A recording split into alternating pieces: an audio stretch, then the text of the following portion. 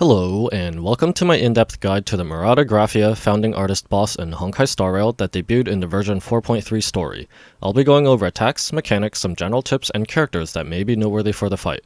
I'll also attempt to explain its general attack patterns and behaviors based on my observations, but these can be much more tedious and difficult to determine, and some of this information may not even be useful.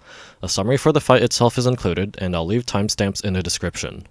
As of the time of uploading, this boss is in the Memory of Chaos 4.3 rotation, and while ideally a guide would be applicable across all iterations, the changing memory turbulence effect can affect character performances to varying degrees compared to if the boss was fought in a vacuum. Future iterations may also have different numbers, but are unlikely to change mechanically. If you are watching this for a rotation after 4.3, check the comments to see if I've made any additional comments or clarifications. This boss is also currently in the Anomaly Arbitration 4.4 rotation as the Queen in check, and adds 2 Moonlit Pegasi to the boss wave. Most, if not all, of what I'll be covering should still apply, but the Pegasi have their own mechanics that may need to be considered, and I won't go over them here since they are additions not present in the regular encounter. So, starting the guide with an overview of the attributes, Murata Graphia, founding artist, has a weakness to fire, lightning, and quantum damage, a greater than standard 40% resistance to physical, ice, wind, and imaginary damage, and 1 toughness bar of 360. Graphia periodically summons God-Devourer Offspring in the fight. A given one has a weakness to fire, lightning, and imaginary damage, a standard 20% resistance to physical, ice, wind, and quantum damage, and 140 toughness, down from its usual 180 toughness. Now on to the attacks, patterns, and mechanics, starting with what I consider to be the main gimmick of the fight, that is, the Grudge Ablaze status effect. Grudge Ablaze is a special type of crowd control that some of Graphia's attacks can inflict and cannot be cleansed through normal means. At the start of a given afflicted character's turn, they will take fire damage, then be presented with the Endear Flames or Extinguish Flames options when taking action, replacing their basic attack and skill options, respectively. If choosing to Endear Flames, the character's turn is skipped, but 1 SP is recovered and they gain the Fortitude effect for 1 turn, reducing their damage taken by 70%. This still technically counts as a turn, so buffs and other status effects will still tick down. If choosing to Extinguish Flames, 1 SP is consumed for a 33% chance to remove Grudge Ablaze. If successful, the character heals for 30% of their max HP and can continue their turn as normal. If unsuccessful, the character takes 30% max HP damage and can continue spending SP to try and remove Grudge Ablaze, which increases its success rate by 33%, or opt to skip the turn via Endear Flames. Damage from unsuccessful attempts can defeat the character. On to the enemies, starting with the God-Devourer Offspring. They always get an extra turn and normally have several abilities, but in the context of this fight, only one is used. That is, a single target attack with a high chance to reduce the target's defense by 20% for 1 turn. This debuff ticks down at the beginning of the afflicted unit's turn and can stack. Now for the boss itself, Murata Graphia, founding artist. She has a passive talent that simply says some of her abilities inflict Grudge Ablaze, which I've already gone over. She also has 2 phases and normally gets an extra action every turn. In Phase 1, for her first turn, she will use a standard single target attack, then on her extra action, use a stronger single target attack that has a high chance to inflict Grudge Ablaze for 1 turn. For her second turn, she will summon 2 God-Devourer Offspring on the regular turn and apply Beyond Human Realm to all summons, causing any summons with at least 2 stacks to fully advance. Beyond Human Realm is an unremovable buff that increases the unit's max HP and damage dealt, and when defeated, deals a small amount of damage to Graphia and recovers 1 SP for the team. Only 2 God-Devourer Offspring can be on the field at any given point in time. Graphia will then use the standard single target attack for the extra action. She will alternate between these 2 sequences. If Graphia is weakness broken in Phase 1, upon recovering she will use the first sequence of attacks, then resume her rotation from there.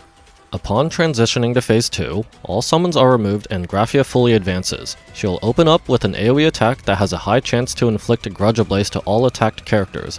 Normal sprites can be targeted, but will not be afflicted with Grudge Ablaze. Graphia does not get her extra turn here. At this point, Graphia's attack sequence becomes a 4-turn rotation. To create a frame of reference, I will consider her AoE attack as the first turn in her Phase 2 rotation. Her second turn summons 2 God-Devourer Offspring and applies Beyond Human Realm, followed by the standard single target attack. Her third turn uses the standard single target attack, followed by targeting 2 characters with a high chance to inflict Grudge Ablaze. Finally, the fourth turn in her rotation is the same as the second. If Graphia is weakness broken in Phase 2, upon recovering, she will start from the second turn in her rotation and continue from there. Here's a gameplay summary. Murata Graphia, founding artist, has 2 phases, and some of her attacks can inflict a special unremovable debuff called Grudge Ablaze. Afflicted characters take fire damage at the start of their turns, and can choose to either skip the turn and gain a damage taken reduction buff, or spend SP for a chance to dispel the effect without skipping the turn. Failure deals a percentage of max HP damage which can kill, but allows the character to try again with an increased success rate, SP permitting. In Phase 1, Graphia can use 2 single target attacks, one of which can inflict Grudge Ablaze. She can also summon God-Devourer Offsprings, which can reduce the defense of a single target. Defeating a God-Devourer Offspring does minor damage to Graphia and recovers SP. In Phase 2, Graphia now has an AoE attack that can inflict Grudge Ablaze to all attacked targets. Her Phase 1 single target attack that can inflict Grudge Ablaze has been upgraded to 2 targets. She still periodically summons God-Devourer Offsprings, which remain unchanged. Overall, Graphia will alternate every turn between trying to inflict Grudge Ablaze and summoning God-Devourer Offsprings. Now for a general gameplay tip, since I could only really think of one, that is, be more aware of your SP economy. Trying to dispel Grudge Ablaze at minimum takes 1 SP and a good chunk of HP, more if you're unlucky, and it can kill. Unless the character is your main DPS or really needs something, like the energy to ult to refresh buffs or something similar, consider choosing to skip the turn instead. You still get 1 SP from it, and the unit gets a hefty damage reduction buff to help survive to the next turn. You could also refresh relevant buffs a turn early before the characters get CC'd, if your SP allows. Cypher, for example, mostly just basic attacks to get SP and apply debuffs, but with her signature, they last 2 turns, so she can afford to lose a turn. Even Archer, despite being a main DPS, has moments of downtime where he'd want to just basic attack to build up SP before blowing it all away the next turn. Now for the character section. As a disclaimer, I lack a good portion of the characters on my account, so there's a lot that I am unable to personally test and or verify, but I'll go over some that I have used myself, and others that I think may be noteworthy based on my observations and understanding of the mechanics. Characters that can prevent crowd control effects. You probably saw it coming with Superwolf having a global passive allowing her to team-wide cleanse and grant immunity to CC, and then the Illwish Archlotus boss having potential team-wide CC that ignored the effect res stat. Thankfully, Grudge Ablaze here actually can be prevented through the effect res stat. If it wasn't clear from what I just said, having Superwolf on the account can make this fight less annoying and prone to RNG. Even though she doesn't actually prevent the first infliction, it doesn't immediately action delay, so no AV is actually lost. Still, Superwolf's cleanse only triggers once per wave, but it's most impactful at the start of the second phase. If you're able to get to phase 2 without getting CC'd, you probably have a very intentional setup and a good idea of what you're doing, in which case, this guide probably won't really be useful for you. Appreciate you being here though.